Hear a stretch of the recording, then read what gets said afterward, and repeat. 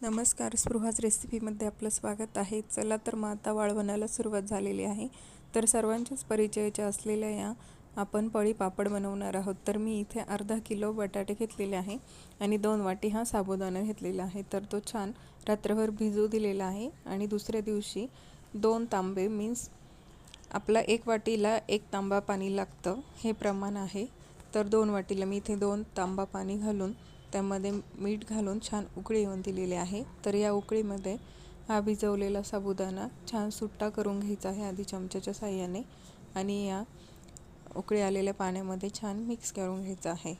तर याला एकसारखं ढवळून उकळी येईपर्यंत घ्यायचं आहे. उकळी आली की आता आपण यावर छान असं झाकण ठेवून याला मस्त काचेसारखं होईपर्यंत वाफवून घेणार आहोत.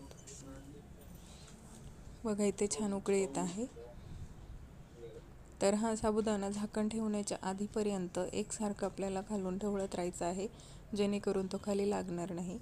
तर तोपर्यंत बघा इथे मी हे जे बटाटे घेतले होते त्याच्यावरचं साल काढून छान बटाट्याची आपली जी किस करण्याची किसणी आहे त्याने छान किसून घेतले.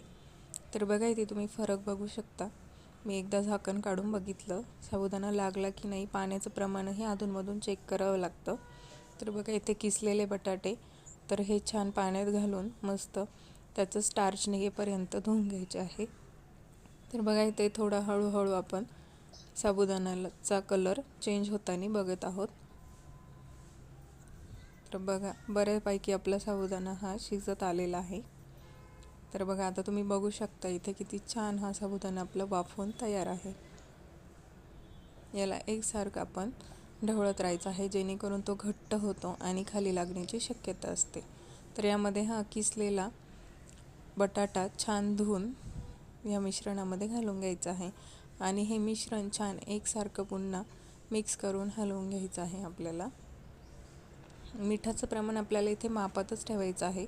खूप जास्त मीठ घालायचं नाही आहे, कारण वाळवणाला काय होतं की ते वर्षभर आपण टिकवतो, तर ते आपोआप त्याला खार चढत असतो वर्षभरात. तर आपण याला एकदम आपल्याला जसं आळणी लागतं त्या पद्धतीने जर मिठाचं प्रमाण ठेवलं तर वर्षभरात बरोबर त्याला खार चढतो आणि छान अशी टेस्ट उतरते.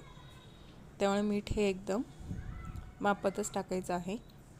तर बघा इथे कीस घातल्यानंतर मी अगदी 2 ते 3 मिनिट इथे झाकण ठेवलं होतं. तर बघा तुम्ही बघू शकता या पद्धतीने आपण जसे वेफर्स बनवतो ते कसे आपण 80% फक्त शिजवून देतो, त्या पद्धतीने ॲटोमॅटिकली हा कीस बटाट्याचा यामध्ये वाफवला 2 मिनिटांसाठी की छान शिजून निघतो. तर हे छान आपल्याला मिक्स करून घ्यायचं आहे पुन्हा एकदा आणि हलकंसं थंड झालं की आपण याला छान पळीनेचे पापड घालून घेणार आहोत.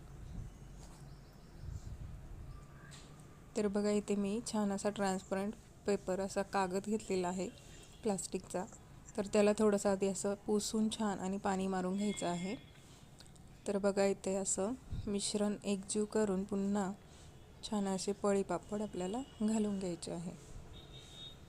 तुम्हाला जी साईज हवी त्या साईजनुसार तुम्ही पळी पापड हे घालून घेऊ शकता. तर बघा इथे मी बाकीचेही पापड घालून घेतलेले आहे या पद्धतीने.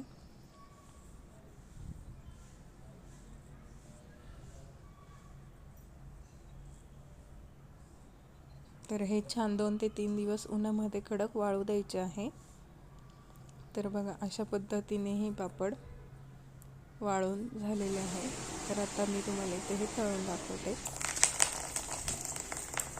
तेल गरम झालं की हे पापड छान तळून घ्यायचे आहे. बघा तुम्ही बघू शकता किती छान आणि हलके फुलके हे पापड बनतात. बघा किती छान आणि पांढरा शुभ्र कलर आलेला आहे. बटाट्याच्या किसमुळे हे अधिकच खुसखुशीत होतात. तर रेसिपी आवडली असल्यास नक्की लाईक, शेअर आणि सबस्क्राईब करा.